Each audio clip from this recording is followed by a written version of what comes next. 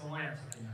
রমাদানে কখন দোয়া করলে দোয়া কবুল হয় ভাইরা? নবী সাল্লাল্লাহু আলাইহি সাল্লাম বলেছেন, সালাতুন লা তুরাদ্দু দাওয়াতুহুম, তিন ব্যক্তির দোয়া ফেরত দেওয়া হয় না। এর ভিতরে এক ব্যক্তি হলেন ওই ব্যক্তি যেই ব্যক্তিকে আল্লাহ তাআলা রোজা রাখার তৌফিক দিয়েছেন। আস-সাইমু হাত্তা ইফতির, ইফতার রাখ পর্যন্ত রোজাদারের দোয়া কবুল হয়। কিন্তু স্পেশালি ইফতারের আগের টাইমটা দোয়া কবুল হয়, যে টাইমে আমরা ছোলা মুড়ি মিশানোতে ব্যস্ত থাকি, ওই টাইমটাতে দোয়া কবুল হয়।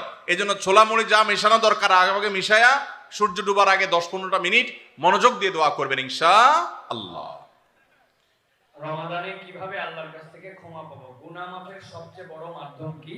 কিভাবে ক্ষমা চাইলে সব মাফ হয়? মেহেরবানি করে জানাবেন। ভাইরা আমার, ক্ষমা চাওয়ার জন্য আল্লাহর কাছে অনুতপ্ত হতে হবে যে আল্লাহ যত গুনাহ করেছি আপনি মাফ করে দেন। তওবা করতে হবে, লজ্জিত হতে হবে, অনুতপ্ত হইতে হবে। এরপরে কায়মন বাক্যে অন্তঃস্থল থেকে আল্লাহর কাছে দোয়া করতে হবে মাফ পাওয়ার জন্য। এবং বিশেষ করে সাহারির সময়, ভোর রাত, দোয়া কবুলের সময়গুলো বেশি বেশি করে দোয়া করে ক্ষমা চাইতে হবে, ক্ষমা নিতে হবে। ইফতারের আগ মুহূর্তটা এটা দোয়া কবুলের সময়, অতএব সেই মুহূর্তটা বিশেষভাবে দোয়া করতে হবে।